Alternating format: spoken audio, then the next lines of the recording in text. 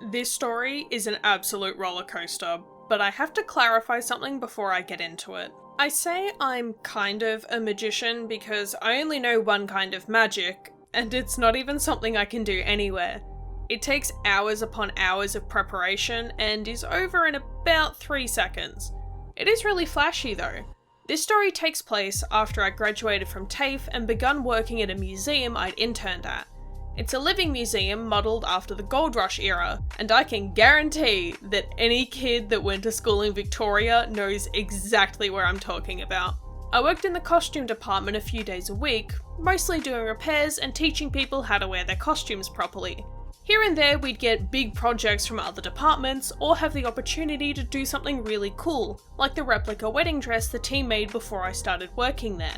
Most of the bigger projects came from the theatre, since they were always rotating their shows and writing new ones. One of my favourite skits is an outdoor show where a noble lady yells at the owner of a local newspaper for publishing slanderous articles about her. She starts on the balcony of the theatre and yells down at him while he paces the street snarking back at her. Then she comes storming out of the theatre to whip him with a riding crop.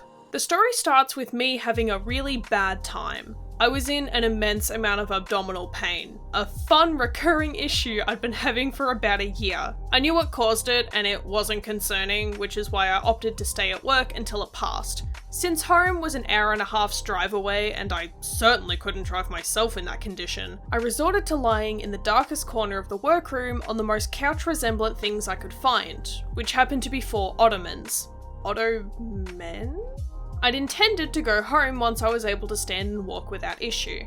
I was there for at least an hour or two before the painkillers kicked in, by which point the rest of my co-workers had started a meeting with the theatre managers. They were working on concepts for their next show and running the ideas by us before they got too carried away. When I sat down to join them, they just started talking about having a quick change outfit. Very tired, still in a bit of pain, and definitely delirious. I said I was pretty sure I knew how quick change worked. I'd worked with the wardrobe manager for a stage production in the past that told me how they did a version of quick change so their actors could switch outfits really quickly, so I figured actual on-stage quick change couldn't be much different.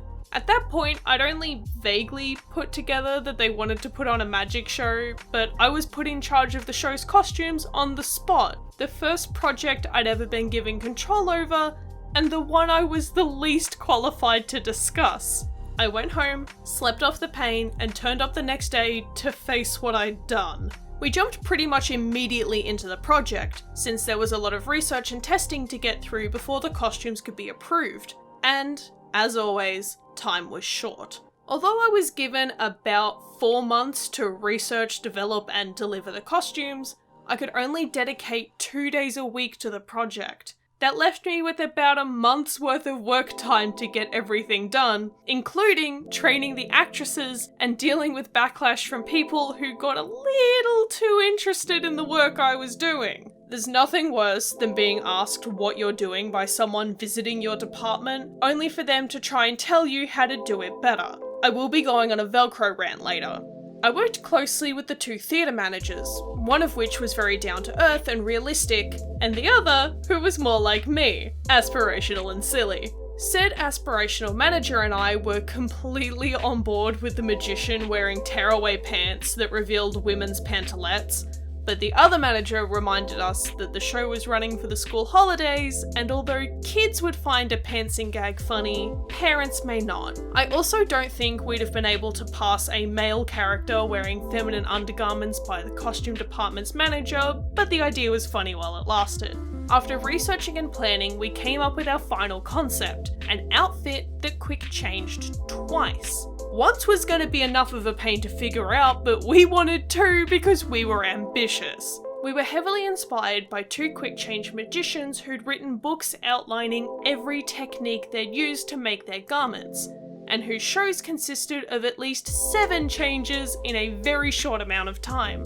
We spent a fair amount of time binge watching their performances, so we can blame them for our big goals. We ordered their books, and once they arrived, I pored over them for at least an entire shift. One thing we encountered during the concept phase was differentiating magic from cool costume design. We ran a few ideas that involved having the change happen behind a curtain, and some that had it in full view of the audience. It was around this time that videos of a kid in magic changing dresses visiting Disney parks were circulating the internet, and she's shown changing her outfits in front of her audiences. While the mechanisms for those dresses are very different to the ones I was looking into, the changes were very cinematic and worth considering as an option. We decided in the end that what made quick change costumes magic was whether or not the audience could tell how it worked. So we included a magic curtain in the final concepts. It ended up being made from the same fabric as the flashiest dress, which worked out very nicely. The first big issue I ran into was that none of the methods in the books were how I thought quick change outfits worked. I spent days considering the different ideas in the books before realizing that there was only one that was actually going to work. See, there's specific rules around what can and can't be used for the museum's costumes to maintain historical accuracy, which left me with one option that didn't break the rules. There was wriggle room with the theatre costumes since they were for stage shows and wouldn't be seen walking the streets, but that didn't mean we could go wild with fixtures. Zips, for example, were out of the question in any context, but I didn't mind that so much because zips are awful, and if they break, they're even worse. The next issue was that the method I had to use sucks ass to put back together after each show, but at least it could be put back together. There are a number of mechanisms that essentially break once they're used, so they either have to be fully replaced to be used again, or just get tossed. When I pitched the technique and consequential resetting to the theatre managers, they said if it's gotta be done, then do it. So I did. I'm not going to reveal how the outfits work, but trust me when I say I was absolutely sick of the mechanism by the end of the first week.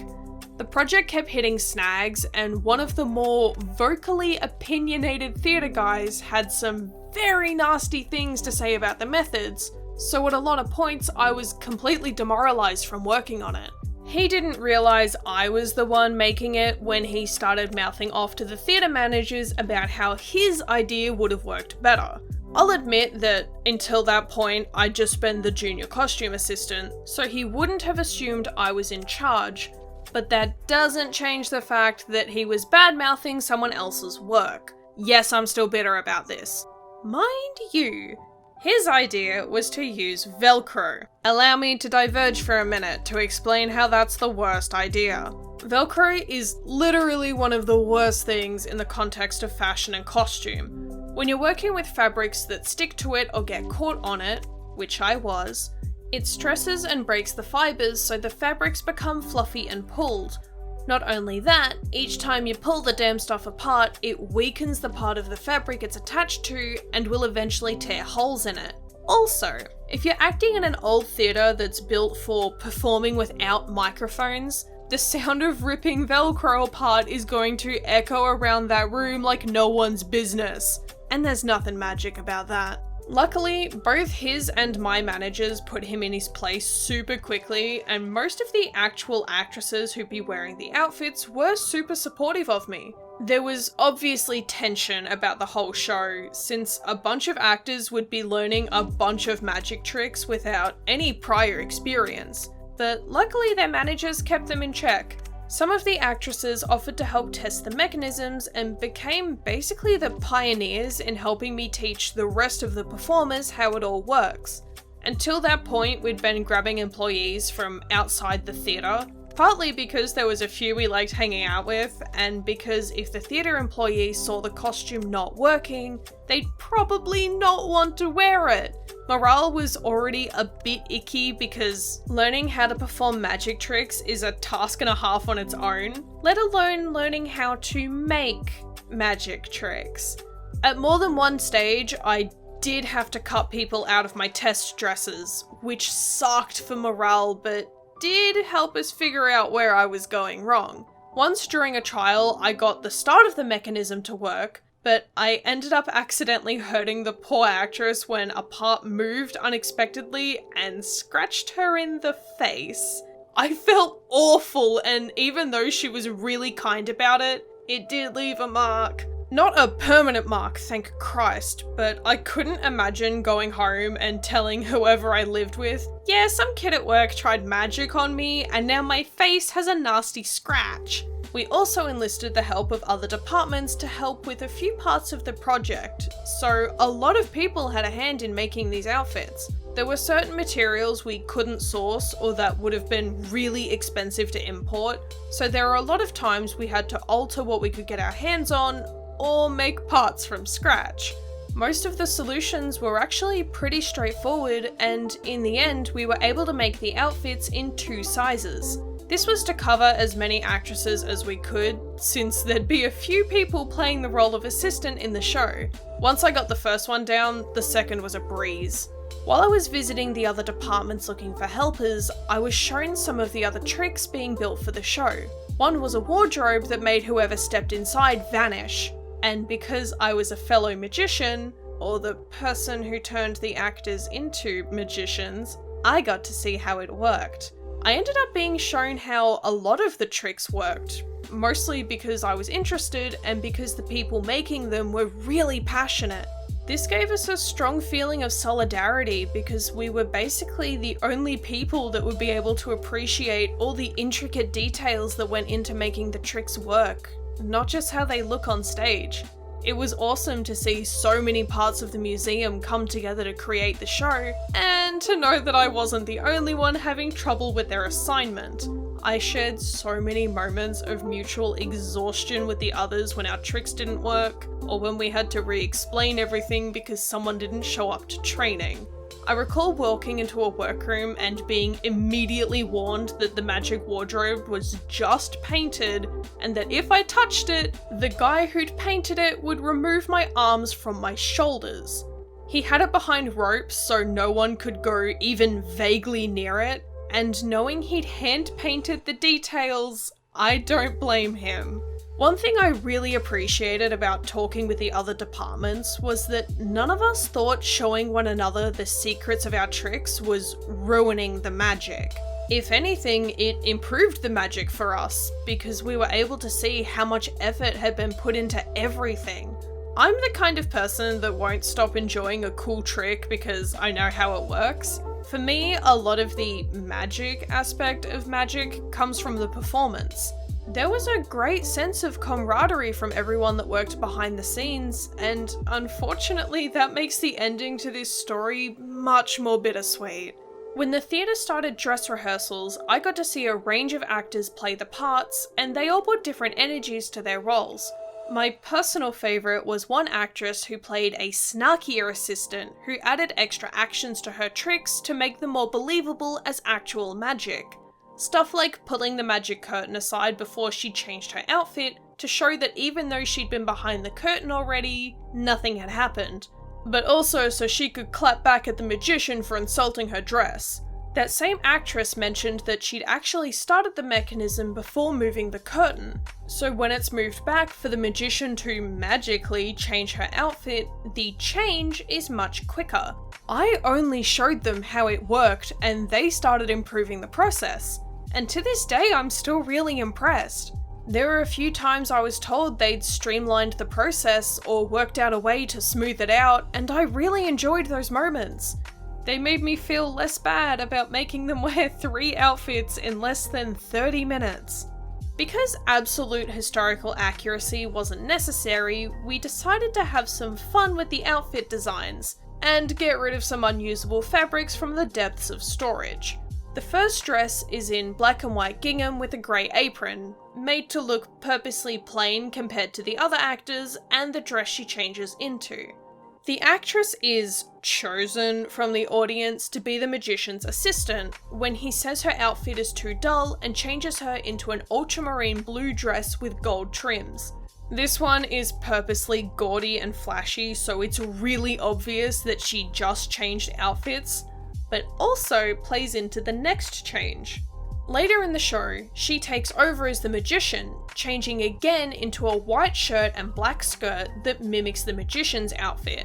We toyed with her stealing his hat, but I can't remember if that made it or not. I really hope it did. For the most part, the fabrics were fine to work with, but the ultramarine polyester was the worst. It's this awful plastic feeling stuff, but because it's slippery, it made both changes easier. I can't remember why it was in the costume department's stock in the first place, but I used a hell of a lot of it. It made the silk chiffon I used for my TAFE graduates range seem tame in comparison. Some of the actresses started timing how quickly they could change, both as a challenge to make the trick even flashier and to try and outspeed one another. I think the fastest time was 3 seconds, and from what I saw, the show was pretty well received by audiences. Unfortunately, I only got to catch one official show alongside a lot of practice shows, because my contract with the museum ended right after they started running it. Although the timing was unfortunate, I'm glad I got to make one big thing for the museum before I stopped working there. I learned how to make magic costumes, and if that isn't one of the coolest skills I have, then I don't know what is. I do have plans to do some quick change stuff of my own, but knowing the work that goes into it, I'd want to have some kind of big stage to show it off on, you know?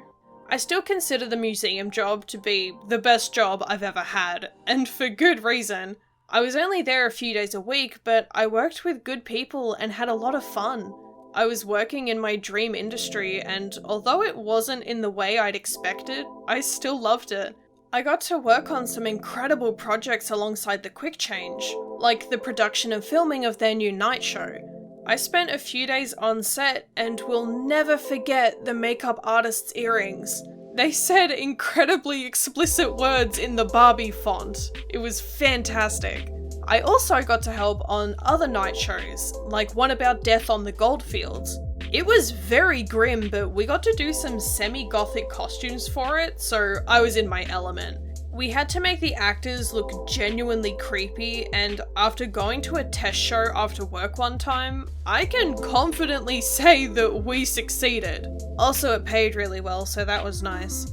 A few years after leaving the museum, I was exhibiting at a convention when an attendee recognized me, and after being called my legal name, it took me a minute to realize she was one of the actresses who'd done the quick changes on stage.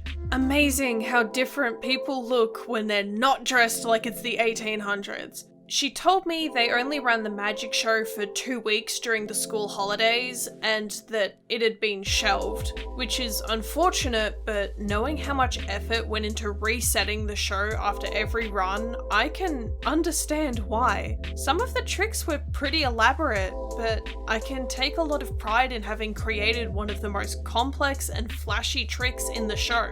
I assume a lot of the theatre employees hold some level of contempt for me for the same reason, but honestly, after the months of turmoil and hundreds of resets I did, I think they got off pretty easy with just 2 weeks. Plus, they had at least 4 people working on resetting the outfits. I had to do it over and over again on my own.